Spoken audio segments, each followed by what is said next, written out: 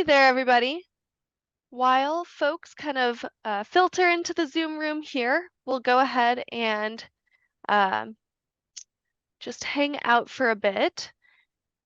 As you all are joining the Zoom room, go ahead and navigate to the bottom of your Zoom window. You'll see a little chat box, and that's going to be how we ask questions today. Both myself and Melville Hill here will be keeping an eye on the chat box. So if you have a question, please let us know. We'd love to address that. While we're waiting for more folks to join us, go ahead and use that chat box and just let us know if you've joined us for a webinar before. I'd love to hear, is this your first time? Are you a regular at our webinars? Let me know. And make sure your chat is set to everyone. That just makes it so that everyone can see your questions as we go through the webinar. So I find that to be a very helpful way to make it make sense when we're answering questions. All right, Bradley, welcome. It's good to have you with us. Let's see. Very nice, very nice. All right, so we've got some regular attendees, some folks who are slowly becoming regulars. That's awesome to see. Very cool.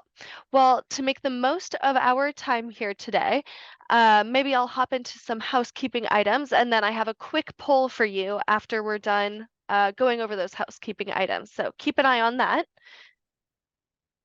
Let's see. Can we go to the next slide? Amazing. So you will receive a recording of this webinar. It will be live both on our website and on our YouTube channel. As soon as it is live, I will send out an email to everyone who attended and or registered, and make sure you get that recording. In that follow-up email, you will also have a folder of resources as well as a certificate of attendance. As soon as I'm done talking, I'll drop that link in the chat as well. I would love to answer your questions during today's session, so as I was saying, please feel free to use the chat section in Zoom to ask your questions. We'll have an eye on it. If by chance we don't happen to get your question, please reach out to us. Our email is right here in the slide. It's biology@vernier.com. And I am going to stop talking, but I'll go ahead and open that poll. So we'll go ahead and have folks sort of fill that out. Yeah, the poll is really helpful because I've got what I think I want to talk about in this webinar, but we'd like to have the poll so that if there's something slightly different or the responses are slightly different, I can modify the webinar as we go to tell you more about what it is that you're really interested in. So please feel free to, answer those questions. We do look at them, and it does help us plan the webinar moving forward. And it looks like just about everyone has filled out that survey, so I'll go ahead and share the answers.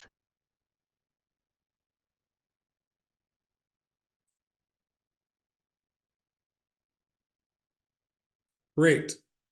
Perfect. So that is exactly what I thought everyone would be most interested in, is learning about the experiment, but also wanted to know a little bit about the sensors. So that's great, because that's exactly what we're going to do today. Just to let you know, once again, if you have any questions that need to be answered or afterwards or anything, and you need to get in touch with us, you can just email biology@vernier.com. That's just biology@vernier.com, and we can take care of that for you. All right, so in today's agenda, what we are going to do is you're going to meet the presenter, which is me. I'm going to introduce you to our sensors and software that are used in the experiment. I'm going to go through a short introduction into sugar metabolism and glycolysis, and if any of you know more than that than me, just speak up. I just want to make sure everyone's on the same page. And then I'm going to introduce everybody to a series of experiments in our books that look at sugar metabolism, or how different carbohydrates are broken down, and that use yeast as what I call a model system for that. And then we'll have some chat at the end to just ask questions. But don't feel like you can't ask questions now. Like, you should really ask questions right now in chat. Just, at any time that you want to ask a question, do so. If I don't see it, Dylan will let me know and I can answer it as we go. The more questions that you ask, the more like a real sort of sit down chat we're all having while I explain this. And I really enjoy that and think it's great. So don't feel like you can't ask a question or throw something in chat while I'm talking. Feel free to interrupt me at any time. All right. So what about me? My name is John, or as Dylan called me, Melville. Pretty much everyone calls me Melville at Vernier because there's lots of Johns. I got my bachelor's degree in biology and psychology from Sonoma State University in California. And then I got a PhD in zoology at Oregon State University, did my postdoc in neuroscience at the University of Oregon, and then was an assistant professor of biology at Wartburg College, which is a small liberal arts college in Iowa. I also taught at Lane Community College as an adjunct for a while. And one of the things that I really liked teaching was non-majors biology. I really liked working with non-majors, although I did also work and teach the intro biology courses for majors as well. And then I taught advanced courses in marine biology and neuroscience, which is my background. The big thing that I always liked focusing on was what a lot of people refer to as active learning, or what I call just placing a real emphasis on data collection and then also inquiry. So I thought it was really important for students to see things happening instead of me just talking at them. And that's why I love the labs that I'm going to be talking about today, because it's a really great way to take lecture material that can sometimes be sort of staid. Students go over it a lot. They're used to memorizing it, and you can make it more active. Or at least I think you can make it more active and interesting. Now, before we get to the actual experiment, I just wanted to talk about the fact that I am going to be talking about our Go Direct sensors, specifically the Go Direct CO2 sensor. That's this sensor right here. You still could do all of these experiments with our older CO2 sensor. So don't worry if you don't have the new ones. You could still use the old ones. You would just need to use an interface. And also, even though I'm going to be talking mainly about the Go Direct CO2 gas sensors right here, even though I'm going to be talking mainly about the Go Direct CO2 gas sensor, we do have different labs that are similar that utilize the Go Direct gas pressure sensor or even our ethanol sensor. So if you're interested in those labs as well, I can point you in the right direction in which books. But the first thing that I wanted to talk about is graphical analysis of these sensors. And I'm also going to be having you analyze some data with us today. So you might want to go to graphical analysis yourself. So if you go to our website, you go to vernier.com, you should be able to go to downloads up here. And what you can then do is just go to graphical analysis and download it on whatever device you have. And don't worry, you can download it to Windows, Mac OS, Chrome. There's a version for iOS and Android. Just go ahead and download it because I'm going to be sending you data over the internet and we can analyze data together later. You don't need the Pro version. I'll be giving you a Pro key that you can activate later. So you'll put that in and get access to the Pro features as well. But just download it now, and then Dylan and I will help you install or get into a GA, what we call GA Pro session. All right. So first, let's talk about the Go Direct sensors. I really like the Go Direct sensors. These are these sensors that are the blue color and gray. Here's one that I have right in here. This is a Go Direct CO2 sensor. I really like them because they do not require an interface.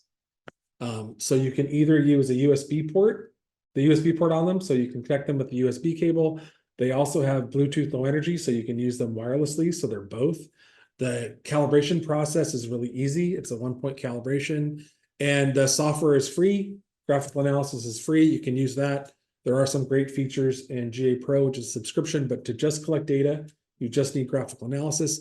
But it'll also work on LabQuest app, which is our little interface that we have that has a screen. So they'll also work there.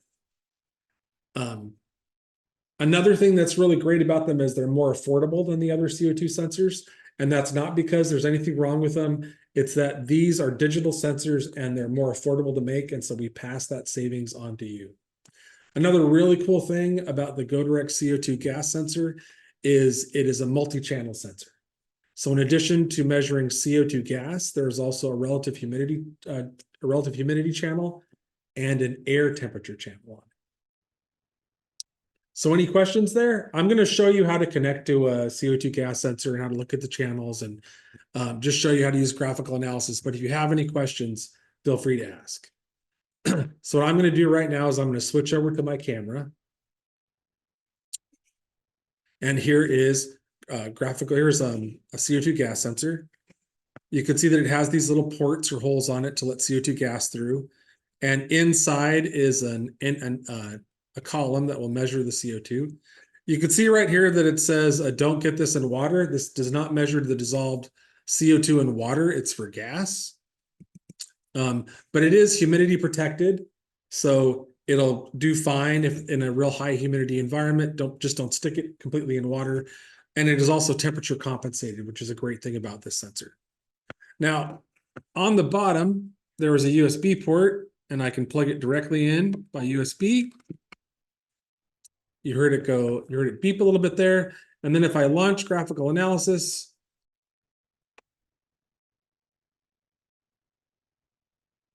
let me just do this really quick, put these side by side. There we go.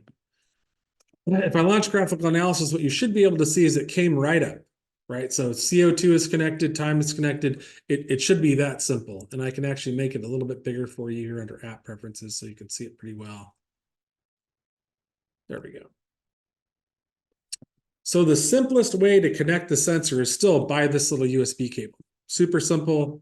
I can then hit collect. I'm just going to blow on the CO2 sensor. And we should see the CO2 go up. There we go. Another key thing that I tell lots of biology teachers is, well, this is great. It's going up really quickly.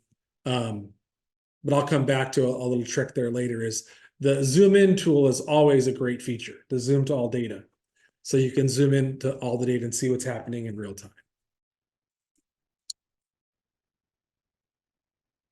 Right. So I'm just going to shake it down there to make the CO2 levels go back down. And then let's hit stop. And let me disconnect. So I'm going to disconnect the sensor and I'll show you how to connect by Bluetooth as well. So if I say new experiment, don't save. If you do not have it connected over USB, what will happen is this dialog will come up and they'll ask you, it'll say, hey, do you want to, do sensor data collection? Do you want to do data sharing or do you want to do manual entry? Manual entry means that you can enter data manually and analyze it kind of like Excel. Data sharing is a really cool special feature that will allow you to share data over the internet or wirelessly or over Wi-Fi. But most people want to do sensor data collection. If you don't plug it in over USB, then this dialog will come up. And what you should see here is I've already pressed this button, which turns on the Bluetooth. And you can see this little red LED flashing. And then if I flip it over, you can see that there's a number here. And it says something, something, something 4W9. And if we look over here, you can see there is that 4W9. And then I do have another CO2 sensor in the room.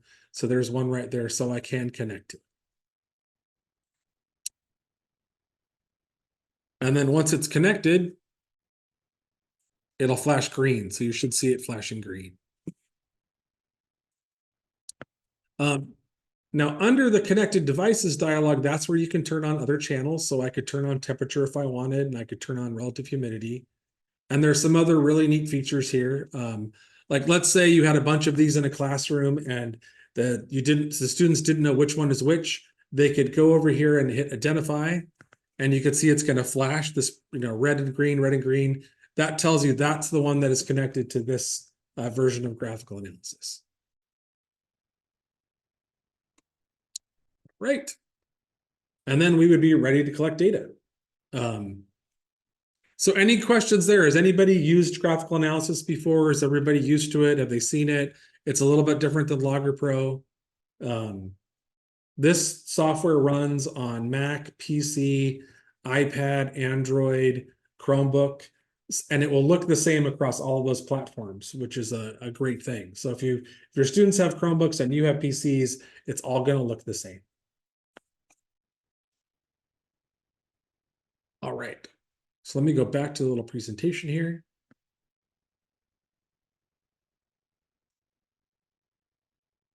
All right. So one of the things that I love the CO2 gas sensor for is it's a real workhorse. It is one of the sensors that we recommend to any biology teacher because you can do all of the experiments that are listed here. So it's great for cellular respiration with peas. It's great for animal respiration, say with crickets. You can also use it to look at respiration with yeast, which is what we're going to talk about. You can also use it for photosynthesis.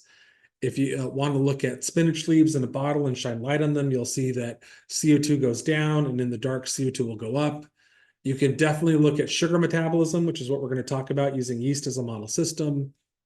That's just another form of respiration. You can also look at soil respiration, and they're also great just for environmental science to look at CO2 levels in different areas. So it's a great workhorse sensor that you can use for lots of experiments. So let's just talk about sugar metabolism a little bit. So I think we all remember, or we should remember, that glucose, we talk a lot about glucose, has this chemical formula, C6H12O6, right? And we talk about this formula a lot, cellular respiration, glucose plus oxygen equals water and carbon dioxide. And we'll have some ATP over here, and energy is involved. Like every student learns this formula, right? Cellular respiration, what is the formula for cellular respiration, etc. And then, of course, we want to balance the equation. So we'll go through balancing it, make sure that all the numbers are balanced there.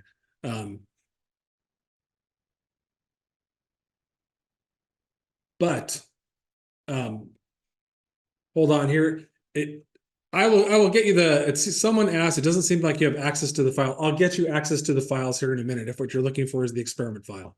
Don't worry, I can drop them in chat. So let's just go back to here though really quick.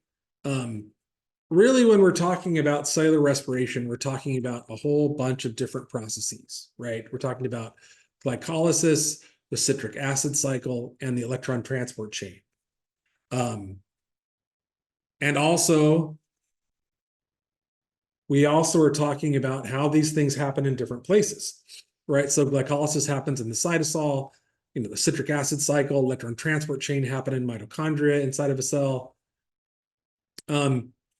But I just wanted to reiterate, right? We spend a lot of time on glucose and how glucose is involved in cellular respiration. But fructose can be used for cellular respiration as well. And it's got the same chemical formula. Galactose has the same chemical formula. Quite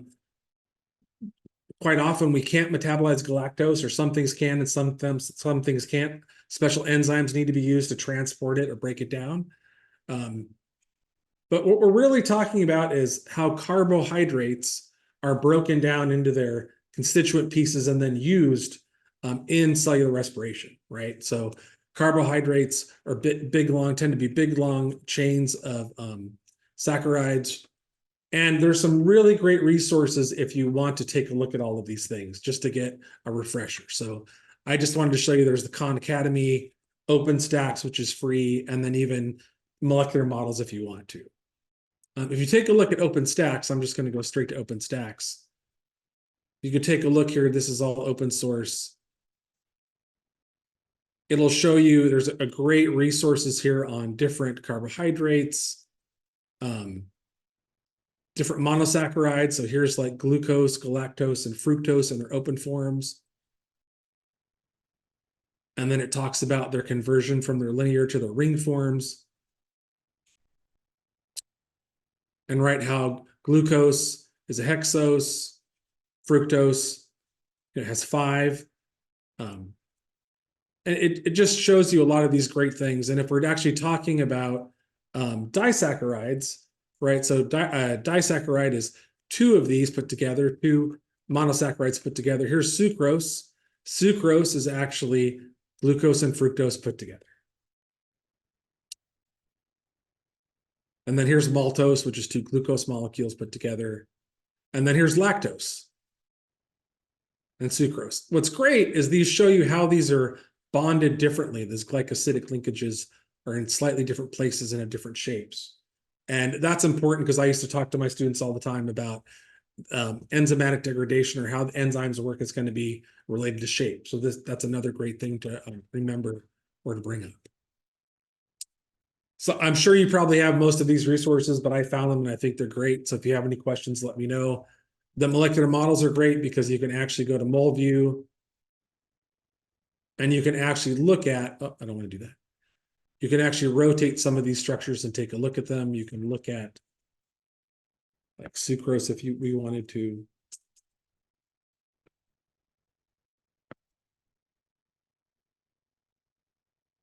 could rotate it, etc. So there's just lots of really great, amazing tools that you can use for your students to be able to see what these molecules look like, their shape, how they're connected, and before you go on to do some more hands-on data collection with them.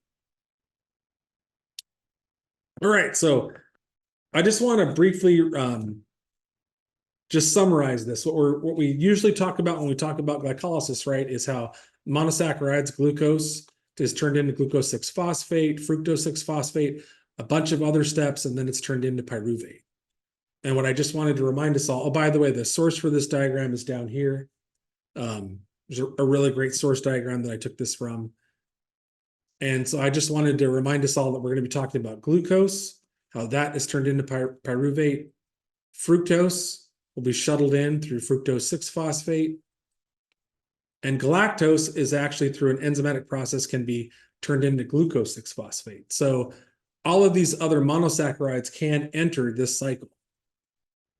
What about disaccharides? Well, the disaccharides, maltose is just 2 glucose molecules. So if we break it apart into 2 glucose molecules, that's pretty simple.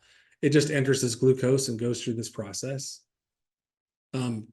Sucrose is just fructose and glucose. So there's an enzyme called sucrase that breaks those apart, and then they can enter this process. And then lactose is a molecule of glucose and galactose attached to each other. So there's got to be an enzyme that will break those apart from their disaccharide configuration into 2 monosaccharides and then allow them to enter this process.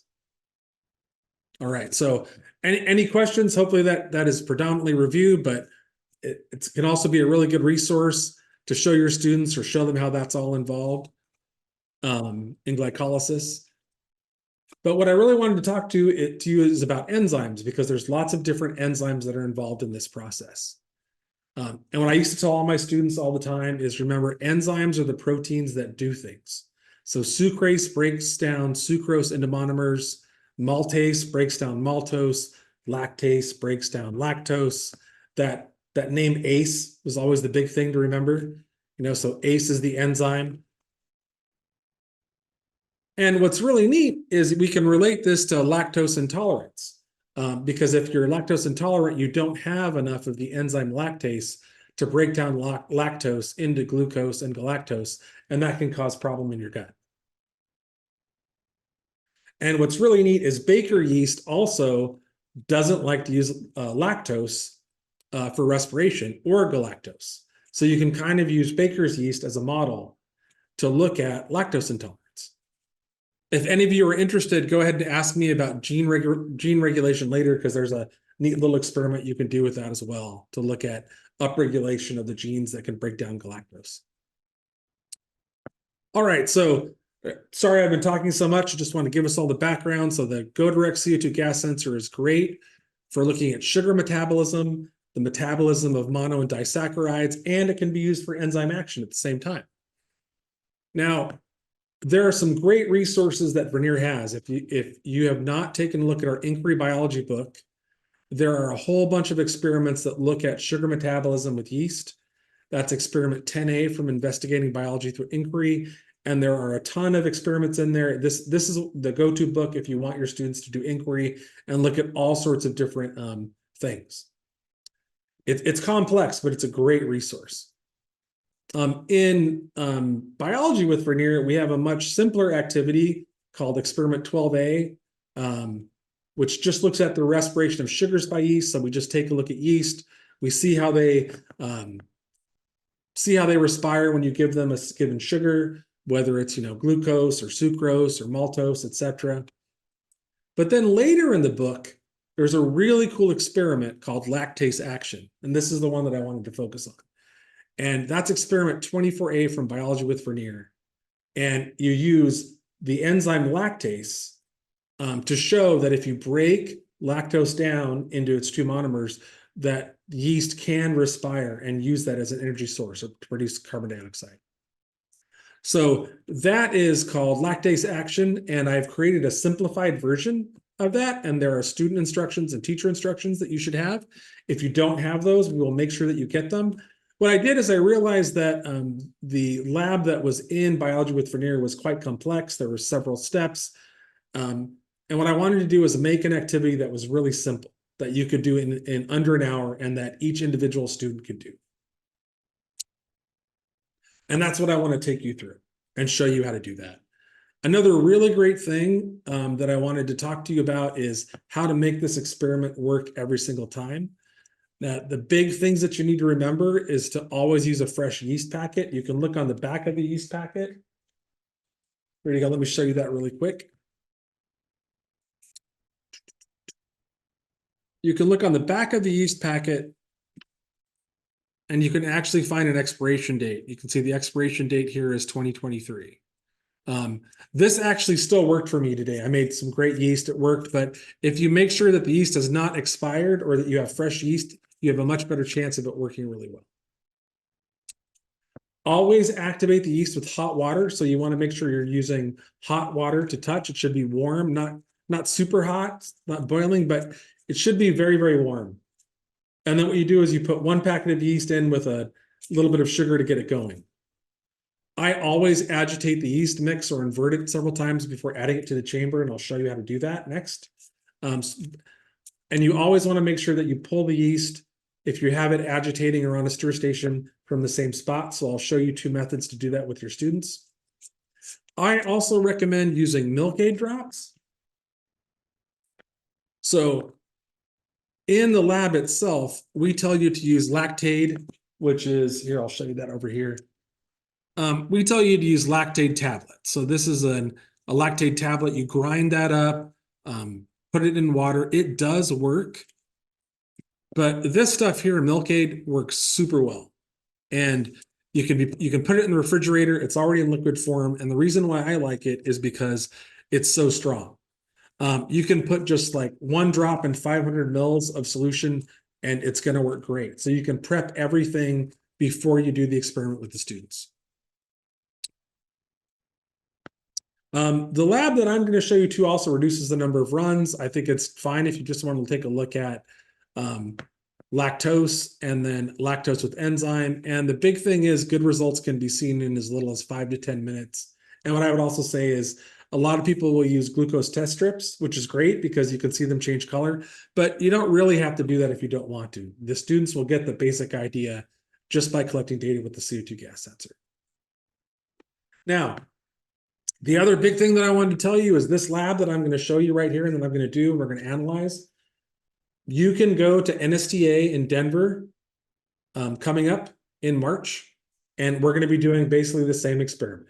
So if you want to do it hands-on with someone, take you through the whole process, you can go there it'll be on Thursday, March 21st in room 301. And I even put the time there, 10:50 to 11:50 a.m.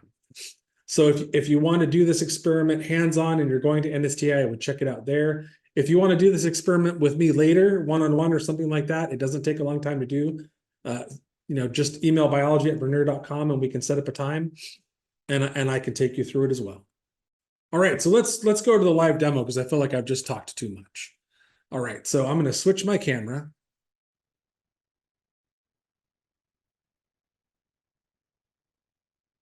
And I'm going to move over to this other camera. Oh, not that camera, but this camera. There we go. So hopefully you can see, great. So I'll switch over here. So hopefully what you can see right here is this is a yeast suspension. So I've had this yeast suspension going on for a while. It's just 100 mils of water and one yeast packet with a little bit of sugar. I've got it agitated or spinning, and that's to make sure that the yeast stays suspended. The lab itself is pretty simple. I just take an Nalgene bottle, and I like to take these 15 mil conical tubes. I think they work really well. So what I typically do is I take the yeast suspension from the same spot, the bottom of the suspension here, and I fill up 3 mils. And 3 mils isn't critical, but that's just what I recommend. I really like these 15 mil conical tubes because I can see that right here. Then what I'm going to do is I'm going to take, this is a suspension of lactose with enzyme added, and I'm going to add another 3 mils of that.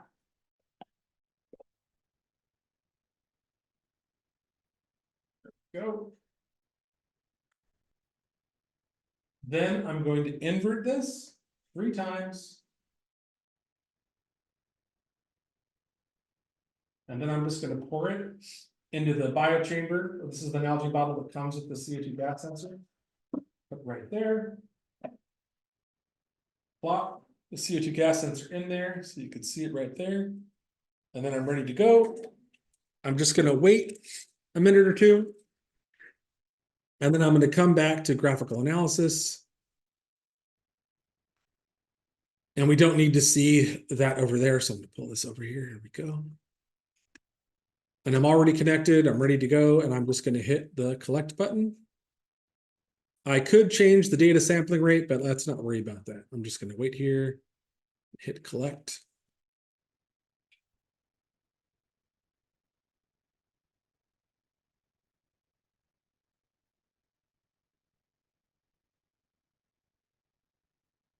And in about 10 minutes, we should see a nice increase in the cellular respiration here. It's just beginning to go up.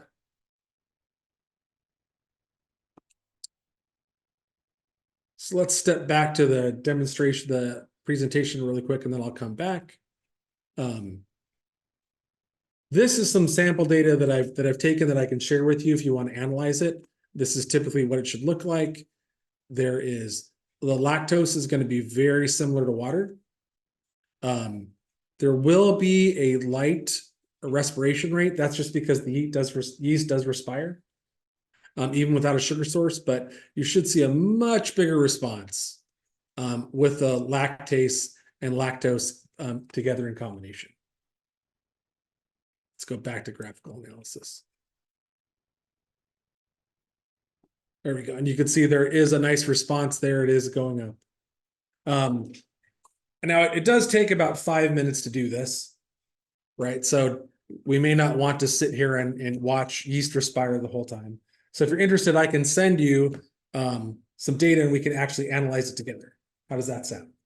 But it should be that simple. It's 3 mils of a yeast suspension added to 3 mils of the sugar solution, put it in the chamber, collect data, and then we'll actually look at the respiration rate by doing a linear fit.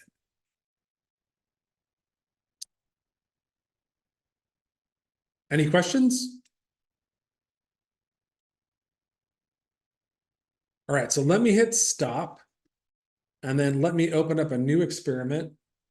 I have some data that I've saved.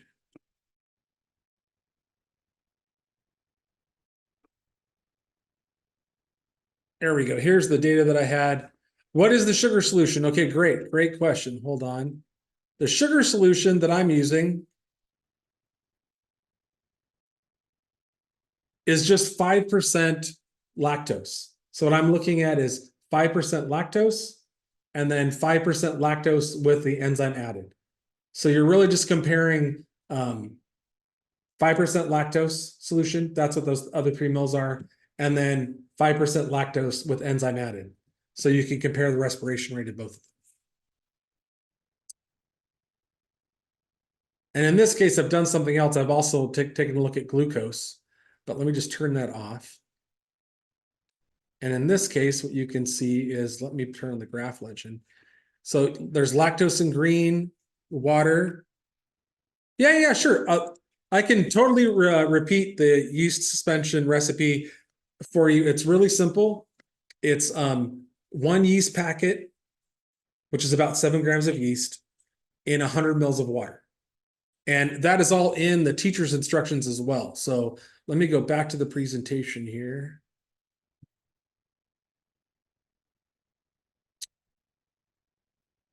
So you should get access to all of this information in the little folder. So I'm giving you access to the teacher's information, which tells you how to use the milk aid drops, how to make the solutions. All the things that you need are in those teacher's instructions. And then I'm also providing student instructions for graphical analysis. So you should be able to look through this. This is what you would give to your students. And this is where it says everything that you need to do, where you're comparing lactose and enzyme, lactose and water. You add 3 mils of lactose solution to the lactase, etc. Very simple and straightforward experiment to do. Other questions before we move forward? All right, so one of the cool things that I thought we could do is that I can actually send you all of this data. So if you want, what I would do is launch graphical analysis. And then once you've launched graphical analysis, tap over here on the 3 arrows. You can go to About, and you're going to want to put this license key in if you don't have it. So you should be able to put this license key in where it says license key. And I think that I can actually put that in the chat. I just did. Great. So if you put that in the chat, you will be able to get Graphical Analysis Pro, and it'll work for 11 days. And then once everybody has done that, let Dylan and I know, and I'll show you the next step, because I'm going to basically send this data to you over the internet. Let me do one thing here. Let me turn off my other camera really quick.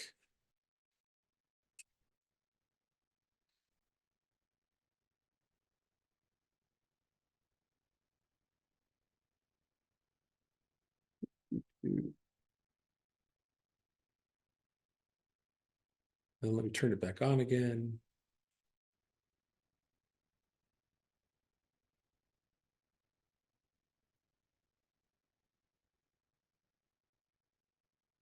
There we go. Let's see how that works. You will need this key to do what we call get the data if I want to send it to you over the internet. That's the whole thing about Graphical Analysis Pro. That's why you would actually want to get Graphical Analysis Pro, is to be able to share data over the internet. And what you're going to do then is you're going to go here. You're going to go to New Experiment. Here, I'll come back to this later. And you're going to select Data Sharing. So what everyone should do is go to Data Sharing. And then it's going to want you to put in a source ID key, a source ID here. And I'll show you the source ID to put in there. So what everybody should do is launch graphical analysis, tap on data sharing, and then enter the source ID that I'm going to give you. So let me open up that data there. Hold on, let me get open.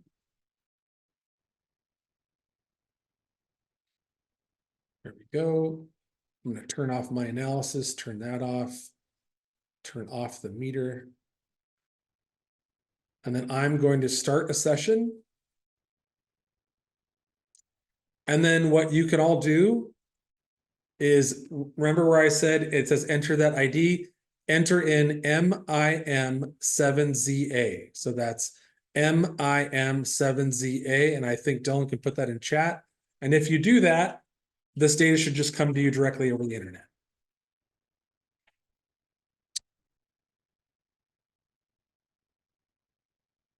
And then everyone should be able to take a look at the data.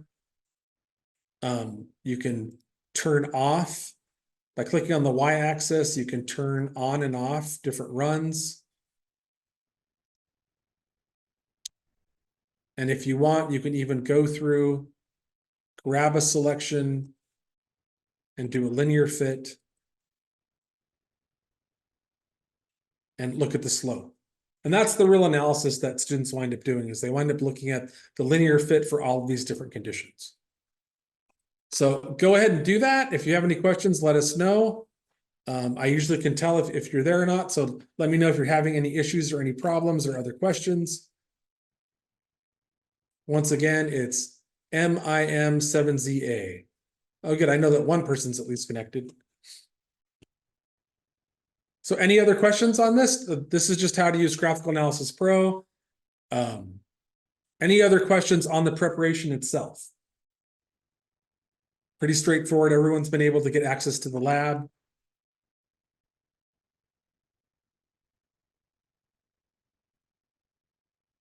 All right, if the access key doesn't seem to be working for you, is that the access key, it might be that you need to remember that the access key needs to be, that's a capital I, not a 1. So that's one thing in the key.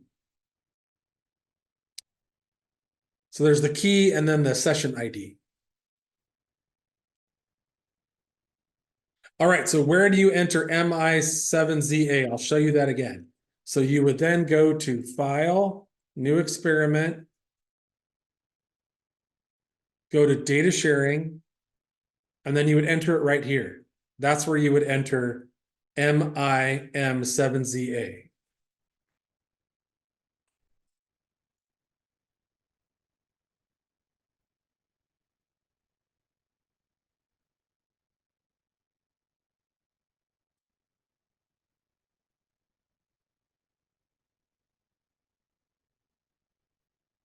All right, any questions?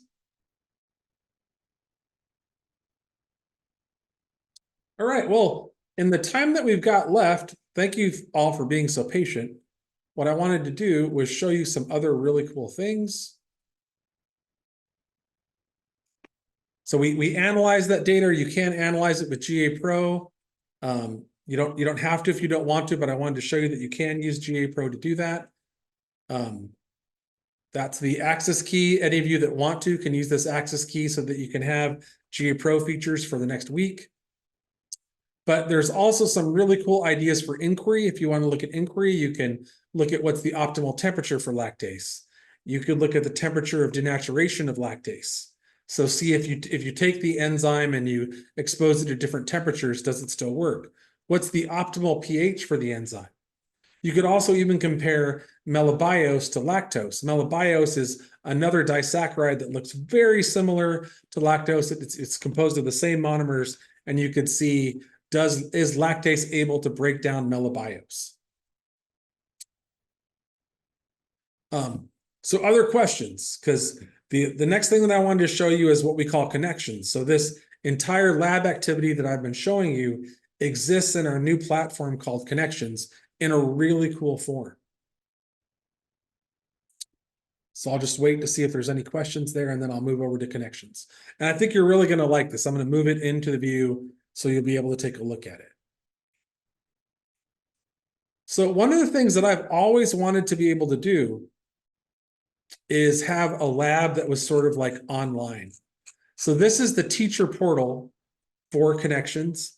And what I'm showing you is this lab all put together in what I sort of consider an online notebook that supports data collection. But there's lots of other stuff in there. So there's a whole introduction on where are people in the world, where is lactose intolerance most universal or found. We relate this to a phenomenon. I can actually see all the students. These are students. These are actually people at Vernier that were doing this exercise. So I can see if they've answered any questions. I can also see if they've made a prediction. So this is the teacher view, but each student can look through it as well. But there's lots of really great information here. There are actually questions that are actually also auto-graded and other things that you can do. Oh, someone said, where's a great place to buy the very sugars? Flynn is a great resource. So if you want to get all of these from Flynn, you can. That's a great place to get almost all of these sugars. They're going to be very affordable. If you just want to look at, so that's what I would recommend is you can get them from Sigma, but Flynn, very affordable, great place. That's where we buy most of all of our monosaccharides and disaccharides, and they'll last a really long time. The milk aid is something that I got off Amazon, And then you can also get the lactate at most grocery stores, things like that. But you can also buy those off Amazon. But Milkade is another really good source. So Flynn, Amazon, Flynn might even have lactate tablets as well. So here's that little introduction into here's lactose, which is a disaccharide. It's broken down into 2 monosaccharides. And then you can even collect data in connections. So let me turn off, go back to the graphical analysis order. I closed it there, great. And you can see that it's asking like, hey, do you have a Go Direct CO2 gas sensor? Do you want to connect to it? And I can say, sure, I want to connect to it.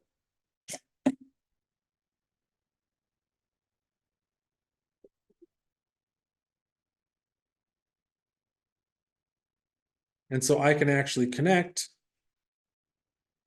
And then you can do your data collection in the lab itself. So this is a really great resource that's out there that you can get if you want to play around with. This lab is in development, but I wanted to show it to you because it's just a great activity.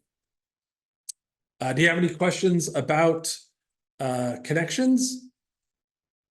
Basically, everything that I just showed you and everything that's written down on paper is put into this lab itself.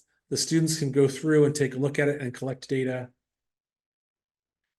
And then you as a teacher can also grade it, see how they're doing, etc. There's an analysis piece. And what I really like is there's even class data.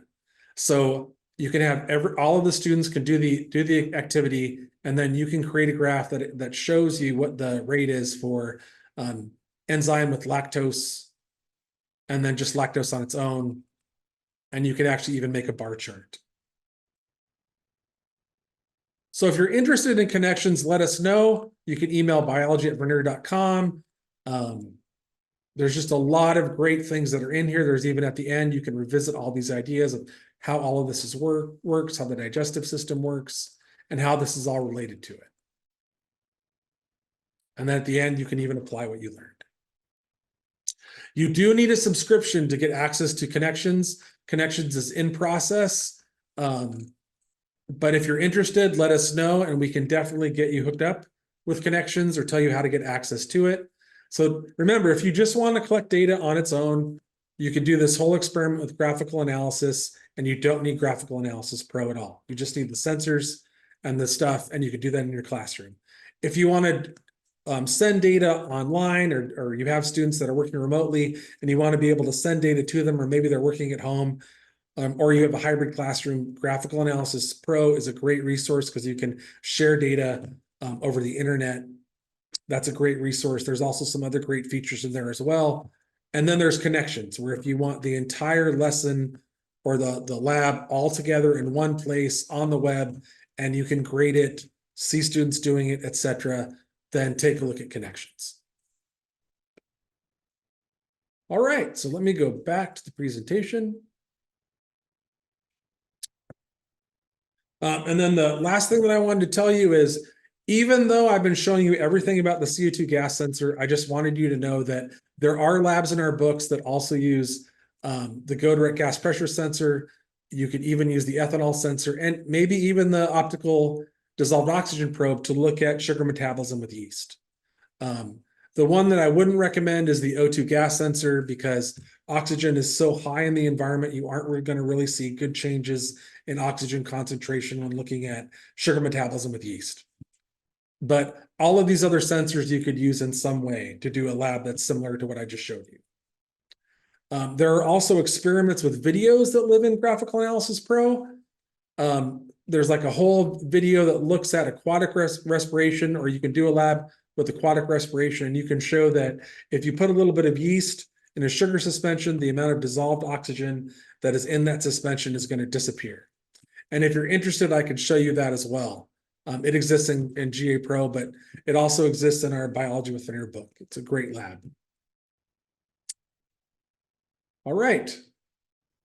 For those of you that actually already have our books, one of the things that I wanted to show you is you can get access to all of this content just by going to our website. So if you already have any of the Vernier books, or you've bought them, or maybe your school has them and you don't know that you have them, all that you need to do is create an account. So you just need to go to our website, go to the top right corner, log in and register for an account, and make sure you use your school email address. If you use your school email address, then our system will go out, and if your email address is the same for anyone at that given email address that has one of our books, it will automatically give you access to that book digitally.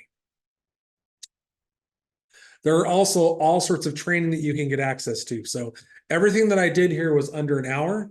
So if you want to have a training on how to use graphical analysis, how to do an experiment, have a training for several people at your school, as long as it's under an hour, it's going to be free. You can also get longer trainings. So that would be a personalized training. If you want a longer training, there might be a cost associated with it, but you can go right here to personalized training. All of this webinar will be recorded, and other webinars will be recorded as well. Later on in about, I think it's about 2 weeks, I'm going to be doing a biofuels activity, which is also related to carbohydrate metabolism, but we're going to be looking at cellulose instead. And I'll be doing that with a person from Biorad. So if you're interested in that, come on back and check out that webinar. So that's where these webinars are. And then I just wanted to end with any questions. We've got about 10 minutes, but I wanted to open it up for chat. I'm not going anywhere. Dylan's not going anywhere. So if you have any questions or you want me to reiterate something or clarify something, please ask. And thank you so much for your patience. So do we have any questions? Go ahead and drop them in chat. There's a good question. So someone asked, sorry, Dylan, I can't hear you, but does the ethanol sensor work in the same way as a CO2 gas sensor? It works in a slightly different way. The ethanol sensor actually measures ethanol. So what it has a little heater on the end. And what it does is it will actually report the ethanol concentration in the air, but it will work in a very similar way in that it will actually measure the ethanol in the air. So the basic same preparation will be used. You would use the same Nalgene bottle. It's going to come with a little stopper. And then you would just put the ethanol sensor in place of the CO2 gas sensor. And you could do the same exact lab. You would use the same concentration of sugars. Everything would be the same. You would just replace the CO2 gas sensor with the ethanol sensor, and it should work fine. All right, great question. Someone asked, can I show you how to get the CO2 sensor to measure humidity and temperature? Of course I can. That's a great question. So let me go back to graphical analysis, and I'll show you how to do that. So if I launch graphical analysis, I am just going to connect over USB really quickly. So it automatically is connected. Now, if you want to actually look at the other channels, you want to go down here to the bottom right corner where it says sensor setup. Tap there. And then it'll show you the connected devices. This little thing right here means it's over USB, and you'll see sensor channels. And then what you can do is you can turn on temperature and relative humidity if you wanted to. Now there's a bunch of other really cool features in GA that not a lot of people know. Let me go to let's see, session preferences. No, let me go to app preferences. I'm just going to make this bigger for you to see. Don't forget Bradley's question. Great. Oh, I think I answered Bradley's question, but I'll answer that one again. Oh, where did you put the, okay, I'll tell you where to put the code again too as well. Thanks. You can also do things like just make a meter if you wanted to. So if you just wanted to passively use this as a meter, you can do that. All right, let's go through data sharing really quickly again. So if you were the teacher and you already have Graphical Analysis Pro installed, you as the teacher would go up to here. We call this little TIE fighter or the radio icon. And you would tap there.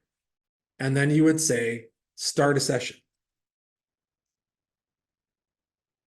That would give you this little ID. And then you would tell the students what this ID number is. That is NFH4FV. And they would take that ID number, and then what they would do is they would launch a new experiment of their own. They would select data sharing, and they would put that in the source ID. So they would put that here. And then they would get this data. And you can all do that now. If you open up graphical analysis, launch, go to data sharing, and actually put in that source ID, that ID there, you'll actually see the CO2 sensor data live right now. If you have any questions about how to do data sharing and Graphical Analysis Pro, that is a great thing to suggest like a real brief training on. Feel free to email me at biology@vernier.com and I can do a one-on-one training with you, no problem.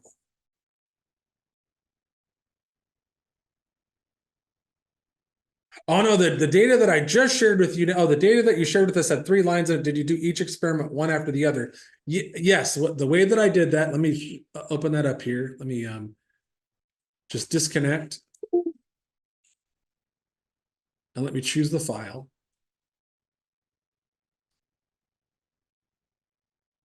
So the way that I did this experiment is I did each one, you'll see right here, I did glucose first, then I did lactose, then I did water, and then I did lactase and lactose.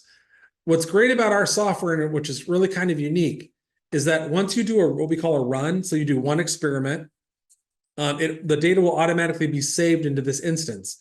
Then I remove the CO2 gas sensor, wave it around to clear the air out of it, rinse out the Nalgene bottle, and then do the next, what we call run, or the next experiment, which would be adding yeast and maybe water. And then all of that data gets laid on top of it.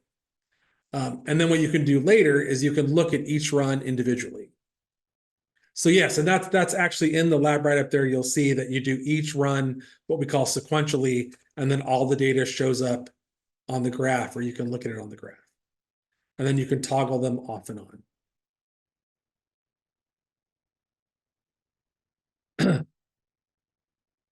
Once again, like I said, thank you for your patience. If you want to go through any of this with me or someone from the biology team, all you have to do is email us at biology@vernier.com. If you have any questions about how to use graphical analysis, please get in touch. Really, all you would need is a temperature probe, and one of us can sit with you and take you through everything you need to know how to use graphical analysis. If you have any questions about an experiment, feel free to email us at biology@vernier.com, and we can help you with that experiment as well. All right. Anything else? While we're still online, I thought we could let the winner of the Go Direct CO2 gas pressure sensor know that they've won. Yay! Yes, yes. So everyone who attended was entered to win, and I randomly selected a name. And today's winner is Michelle Newkirk. So I will go ahead and email you a link to let you know how to get your new sensor. And congratulations. Cool. Very cool. Well, thank you so much for coming and hope to see you next time. All right. Got a few minutes left, so you're free to ask a few more questions if you want, and then we'll close up shop, I think. All right. Well, thank you. All right. I can go ahead and end the webinar if we feel good. I think we're good. Thanks so All much. right. Sounds good. Bye, everyone. Thank you.